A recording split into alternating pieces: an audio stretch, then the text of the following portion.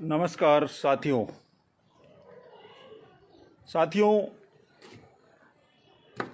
Petrol, diesel और gas ये ऐसी चीज़ें हैं जिनकी किसी न किसी रूप में महंगाई होने पर आम आदमी की कमर तोड़ने वाली साबित होती है। जिस प्रकार से भारतीय जनता पार्टी के शासनकाल में भाजपा सरकार जो कहती थी कि बहुत हुई महंगाई की मार, अब की बार मोदी सरकार। क्या मोदी सरकार ने लोगों को झूठ बोलकर, छल कपट करके वोट बटोरे और सीमा पार एक सिर के बदले 10 सिर लाने की बातें बोलने वाली और कुछ भारतीय जनता पार्टी की महिला नेत्रियां जो चूड़ी तक भेजने की बातें करती थी, जो आज कहाँ हैं।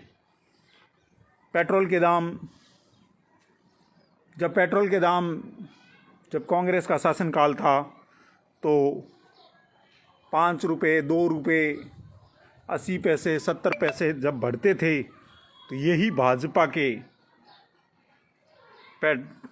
जगह जगह पुतले फूंक कर विरोध प्रदर्शन करते थे। इनकी कथनी और करनी में अंतर है दोस्तों, और अब इन्होंने हद ही पार कर दी है। और देश में इन दिनों आप देख सकते हैं दोस्तों कि पेट्रोल 100 रुपये, गैस 825 रुपये गैस हो चुकी है। सब्सिडी ख़त्म, सब कुछ ख़त्म। किसान रोडों पे रहे और आम आदमी की इस सरकार ने कमर तोड़ के रख दी है। और कुछ अंधभक्त कहेंगे तो कोई अतिशयोक्ति नहीं होगी दोस्तों, जो आज भी भाजपा के गुणगान करते हैं। अच्छी बात है, अपनी पार्टी या संगठन से जुड़े होते हैं, गुणगान कीजिए, लेकिन गुणगान तब कीजिए जब अच्छे कार्य करें। ताली और थाली पीटने से कुछ नहीं होना, काम करने से कुछ होगा। ताली बजा लो, थाली बजा लो। और माननीय प्रधानमंत्री जी कहते थे कि बहुत हुई महंगाई की मार, अब की बार मोदी सरकार। तो दोस्तों, ऐसी गैस वर्दी, इससे आम आदमी की कमर टूट चुकी है। आम आदमी असहाय महसूस कर रहा है अपने आप को, और साथ ही साथ जगह जगह विरोध प्रदर्शन या कुछ करने पे इनके नुमाइंदे अंट संट बयानबाजी करके लोगों को बेवकूफ़ बनाने का कार्य कर रहे हैं। भारतीय जनता पार्टी हमेशा अपने वादों पे कभी खरा नहीं उतरी है। 2014 में जब प्रधानमंत्री नरेंद्र मोदी पहली बार देश की सत्ता संभालते हैं तो कहते हैं कि ये महंगाई कम होगी, लेकिन महंगाई कम होने के बजाय महंगाई अपने चरम पर है। महंगाई अपने चरम पर है और हमें इस महंगाई का जवाब हमें आगे चुनावों में वोटों के माध्यम से देना है। जैसे नगर निगम दिल्ली में भारतीय जनता पार्टी का सूपड़ा साफ हो गया है।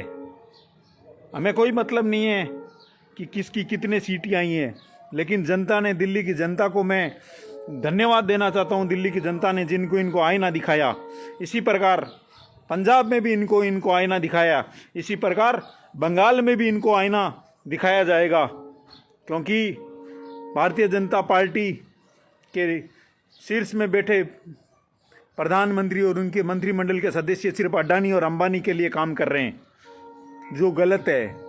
देश की जनता ने आपको वोट दिया है और उन वोटों की कीमत आप समझ नहीं रहे हैं। लेकिन आप अभी सब्सिडी तक आपने ख़त्म कर दी है। कोरोना काल में आपने, राहुल गांधी जी ने आपको पहले आगाह किया था जनवरी में कि, लेकिन आपने उन बातों को हंसी में उड़ा दिया।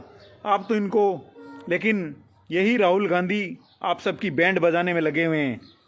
आप सबको पता है कि राहुल गांधी ने जो शब्द कहे हैं वो सही है और उन बातों पे हम खरा उतरते हैं, लेकिन भारतीय जनता पार्टी तरह तरह के उन पे कटाक्ष करती है, लेकिन हमें उन कटाक्षों की कोई परवाह नहीं है। दोस्तों, हम अपने नेता के साथ हैं, रहेंगे। जय हिंद, जय भारत, जय कांग्रेस, विजय कांग्रेस। आप सब दोस्तों से निवेदन है कि इस भारतीय जनता पार्टी के इस महंगाई के विरोध में अपनी बात रखें और आगामी चुनावों में इनको आईना दिखाएं।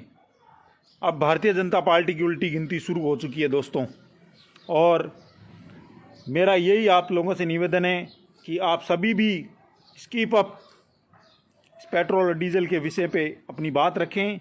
हमें सोशल मीडिया की इस प्लेटफार्म पर जिस प्रकार बोलने का हक दिया गया है वो काबिल तारीफ़ है, और हमें अपने हक के लिए लड़ने के लिए हमें किसी मीडिया की ज़रूरत नहीं है।